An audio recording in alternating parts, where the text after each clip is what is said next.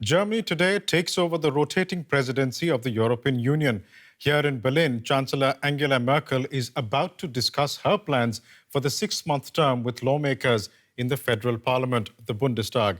Berlin will guide the course of the bloc at a time of huge social and economic upheaval triggered by the global coronavirus pandemic. Germany kicked off its EU custodianship by projecting the words "Together for Europe's Recovery" onto Berlin's iconic Brandenburg Gate.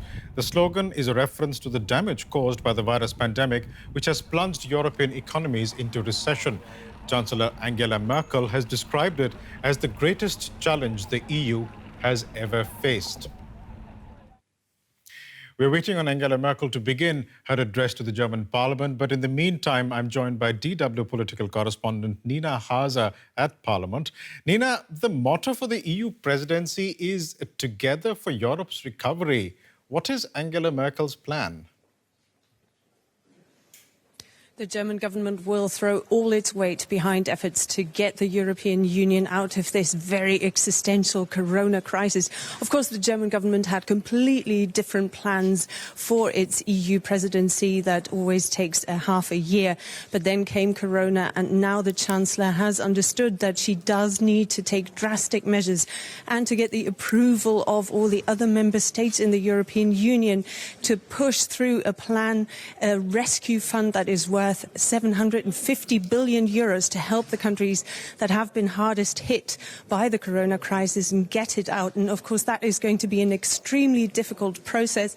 But today here at Bundestag, she's going to try and convince German members of the parliament that this is vital, because also it makes the German economy depends very much on the European market. Germany is an export nation. Some 70% of trade is done with its European partners. So it's very much in Germany's interests to get the European economy going again.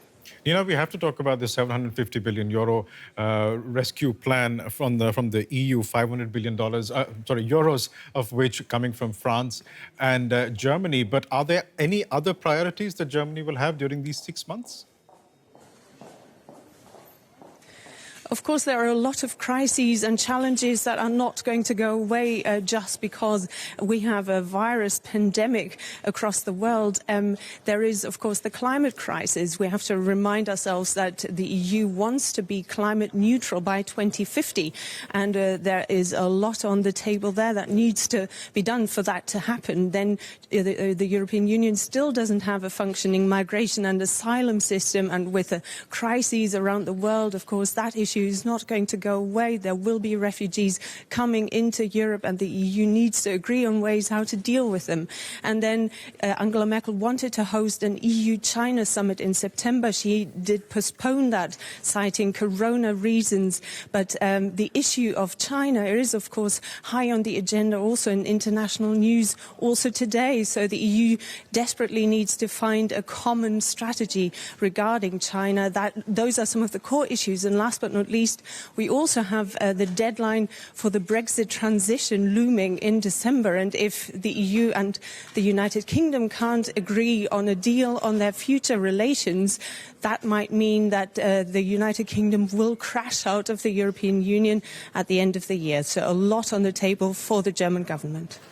But a lot of this also requires consensus, and that is principally what's going to be required. I think I'm going to take our viewers straight to the German parliament, Nina, because Chancellor Angela Merkel has begun her address to members of parliament. President of the Bundestag, in my introductory words here, since it is the 1st of July and the EU presidency is now assumed by Germany, in a difficult time, Germany has assumed the presidency of the Council of the European Union, and naturally our presidency will be overshadowed by the corona pandemic, our efforts to contain it and to return to a new normal, if you like. 2 weeks ago, I asked for your support for the unprecedented recovery plan that we have in order to achieve the economic and social recovery in Europe. The European Council 2 weeks ago just looked at this, and we agreed that we find ourselves in an unusual situation, and we need to have unusual solutions so that Europe can emerge from this unprecedented crisis unscathed.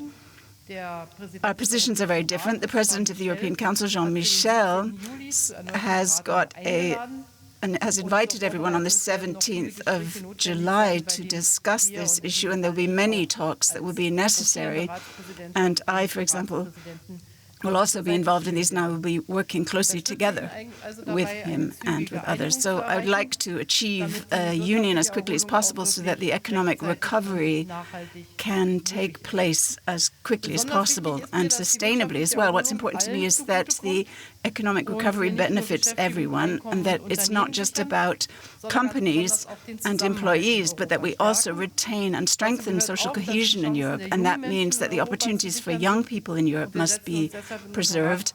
And this is why in our presidency we will be pushing for a youth guarantee, the possibility for every young person to get a job. But in the 6 months ahead, we won't be only dealing with combating the crisis, but we will also be working intensely on how we can address climate protection, digital sovereignty, and Europe's role in the world in the future. 2 weeks ago, I discussed this in some detail, and today I'd just like to refer to a further challenge facing us in our presidency of the EU. That is the question of the future relationship between the European Union and the United Kingdom. Progress made here, to be cautious about it, have been modest. What we have agreed with the UK is that we will accelerate progress here so that in autumn we can have some kind of an agreement that will be then ratified later. I will push for a good solution, but we must and should in the EU and in Germany prepare ourselves for there being no deal.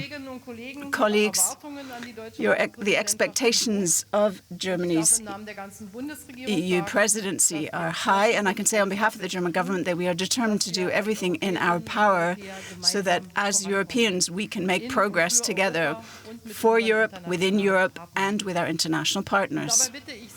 And I would like to ask all of you, in your contacts to the parliaments in the member states, to support us in our targets within the German presidency, because only if we get the support from the national parliaments in all of the EU member states will we be able to tackle the major challenges facing us. So the motto of our presidency is one that we need to fulfill with life: together, making Europe strong again.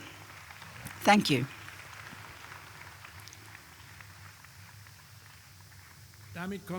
This brings us to question time, and the first question is Gottfried Gurio from the AfD. Madam Chancellor, the Taz newspaper said the police belong on the dumps. What do you say with that? This is an attack on the rule of law in the state. You didn't want to have the Minister of the Interior scrutinize this. You didn't want responsibility here. You just wanted the left-wing press to be able to commit libel left, right, and centre.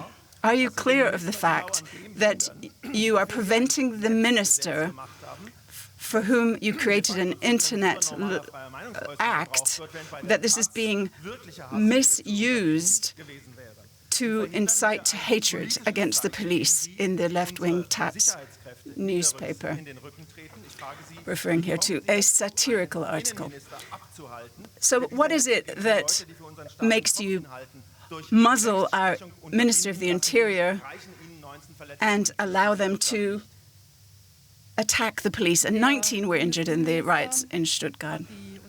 The German Minister of the Interior has, of course, the full support of the Chancellor and the German government for supporting the law enforcement agency, and that police officers need our support, and that this is a matter of great concern, that the attacks Chancellor Angela on Merkel police have addressing increased. the German Parliament, laying out Germany's priorities over the next 6 months as Germany takes over the rotating presidency of the European Union, making a number of points there, but it was quite clear the main priority there for the German government is the coronavirus recovery plan for the EU. We can go straight to our correspondents in Berlin. We have Nina Haza and Barbara Wesel in Brussels. Nina, I'd like to come to you first. It was really along expected lines, wasn't it, this speech? The coronavirus recovery plan front and center. Yes, and I found it striking that Angela Merkel, the German Chancellor, called on the German Bundestag, on the Parliament, to give her its full support for all the measures that she feels she has to take in the coming months that are vital to get the EU out of this corona crisis. She says we have to find progress for Europe, we have to move the European Union forward, and we can only do that if all the national parliaments agree, of course. And when you look at the rescue fund, of course, that is a very controversial issue. There are a couple of member states in the European Union that are extremely reluctant when it comes to that proposal that was put forward by German Chancellor Angela Merkel and the French President. So a lot of convincing needs to happen in the capitals across Europe. Let's go across to Brussels, where Barbara Wezel is standing by for us. Barbara, Germany really does have its work cut out for itself, doesn't it? Trying to convince the other members to get on board with this coronavirus recovery plan. It's a hugely difficult task, really, because what Angela Merkel will have to do is balance interests. The interests of the northern and the so-called frugal states, the Netherlands, Austria, Denmark and the Swedes, that they will not have to sort of shell out for the southern countries, which will then sort of waste their money. That is the main issue that is at stake here. That is what they're afraid of, what they fear that they cannot sell politically at home. And on the other side, the south, where the politicians are really clamoring, if you look at Spain and particularly Italy, for help and quick help from Brussels, from the European Union, to overcome the deep slump the economy is falling into because of the corona crisis. And she will somehow have to give something to everybody. That is always the very difficult task of the EU presidency.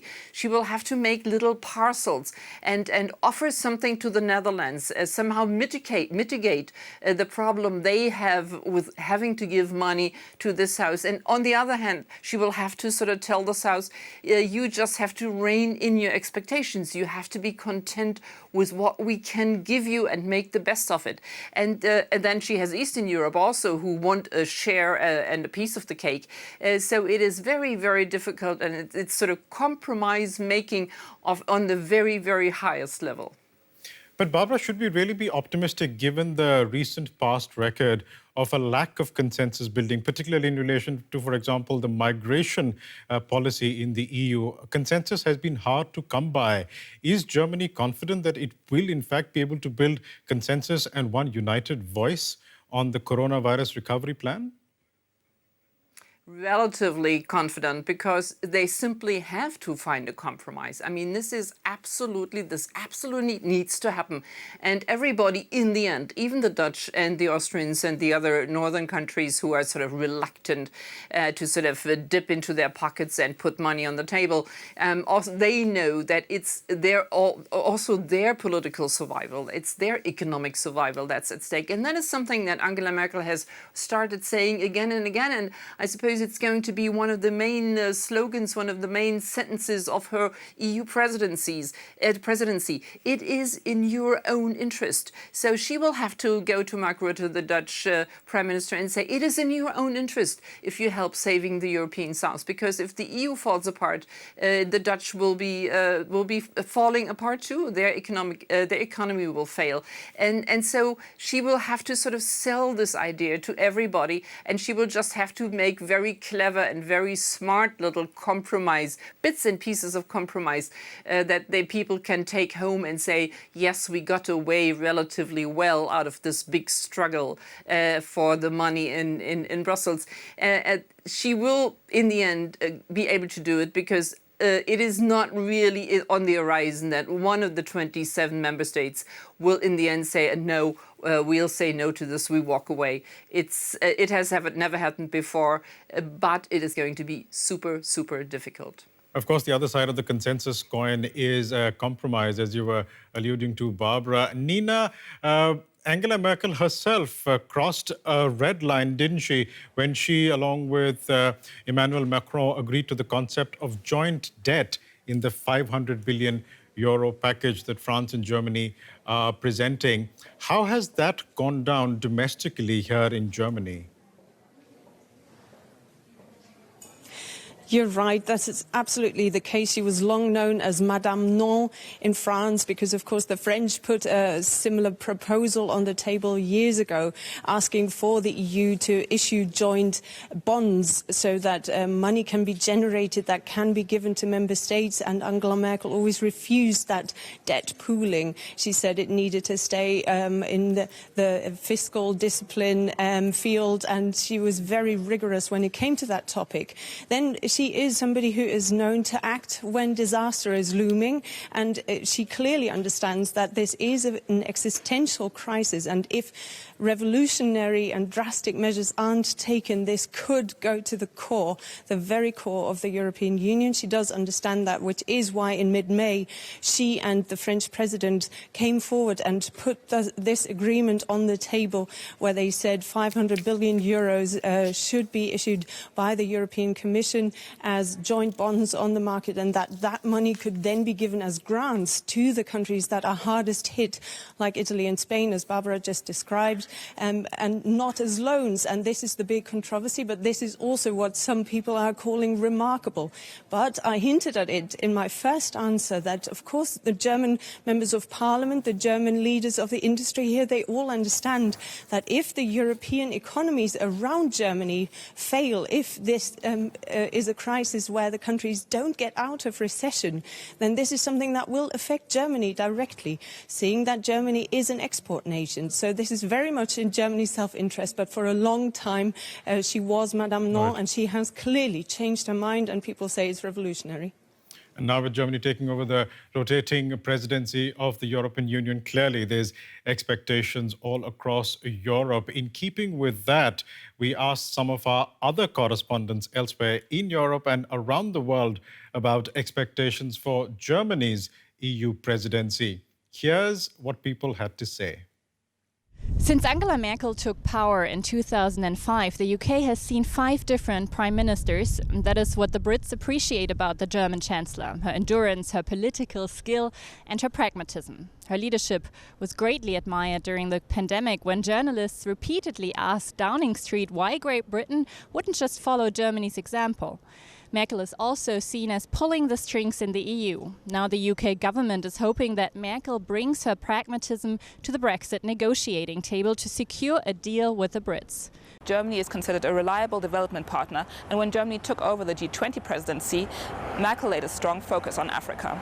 One thing Kenya will probably take a good look at is Germany's role at the UN Security Council, because at the end of the year, Germany will be handing over the baton to Kenya as one of the non-permanent members of the Council. The rule of law is a sensitive issue between Warsaw and Brussels. Many Polish people worry that they no longer live in a constitutional state. They want Europe to keep a closer eye on the Polish government during the German presidency. Germany had planned for a big EU-China summit in September, where both sides were to announce an investment agreement. The summit has been cancelled due to COVID-19, and the negotiations on this agreement are stuck. Moreover, Western partners are very worried about China's decision to impose a national security law on Hong Kong. Germany has joined declarations voicing concern, but has also been careful not to be too vocal about its criticisms. And China's government will certainly hope that Germany will continue to tone down its criticism for the sake of economic relations. I left the United States just after the inauguration of President Donald Trump a little bit more than 3 years ago, and just came back to cover these elections and to understand what is going on in this country. Many things have changed dramatically, but one thing remains the same. It's the respect for the German Chancellor and the popularity of Angela Merkel. But as to the EU Council presidency and the presidency in the UN Security Council, only very few Americans know the difference. They're far too occupied with their own problems here in their country. If anything, they want Germany to pay more to NATO. But that's the only thing which matters here in Washington, the United States of America. Germany should pay more into NATO, the constant refrain from the United States. Our parliamentary correspondent, our political correspondent, Nina Haza, and our Brussels correspondent, Barbara Weisel, are with me on the line. Barbara, I'd like to come to you first. Let's just pick up on what Ines was reporting. Germany should be paying more into NATO. That seems to be the one line that seems to define the relations between the EU and the United States. Are we looking at a change during Germany's presidency? Yeah, the horrible thing here really is that all this is a huge misunderstanding. I mean, NATO is not a club where you have sort of like a common kitty and everybody has to sort of throw some money in. NATO is an alliance, a defense alliance, where everybody has to take care of their own defense capabilities. And then in the end, they pool their capabilities. So that's a completely different picture. But it is President Donald Trump who has sort of come up with this. And he uses it as a propaganda tool against Germany. That is one of the few constants, really, in his policies. And so it is really difficult, or more or less impossible, to sort of go against that and to figure out that Germany will have to spend more, and does it increasingly, for its own expenses for defense, but it will not sort of put money into NATO. That concept simply doesn't exist. Nina Haza, I'd like to come to you. Just going back to what our correspondent Matthias Böllinger was reporting on from China, that appears to be something that is an important relationship for the EU and Germany as well.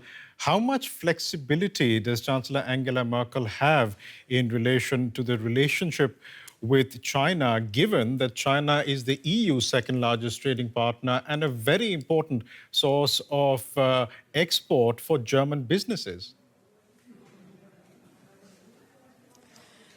Flexibility is, of course, limited in that sense that everybody is aware that we can't suddenly stop trading with China. That is a line that we hear repeatedly here. Nevertheless, there's also a strong sense that the relationship with China needs to be strategically reformed on the European level, and that Germany should use the next 6 months to also get European countries around the table and make it clear that Europe does speak with one voice when it comes to China. And that was actually the intention of that EU-China summit that Angela Merkel wanted to hold in the German city of Leipzig in September. Then she postponed this summit, citing corona reasons. Some people are saying this has to happen as quickly as possible because dialogue needs to be kept open. But the opposition parties are severely criticizing that fact that Germany wants to hold this EU-China summit. They say it's a propaganda spectacle. So there is a very, very strong debate that's going on here between members of Bundestag. Nina Haza in Berlin and Barbara Weisel reporting from Brussels. Thank you both very much for joining us.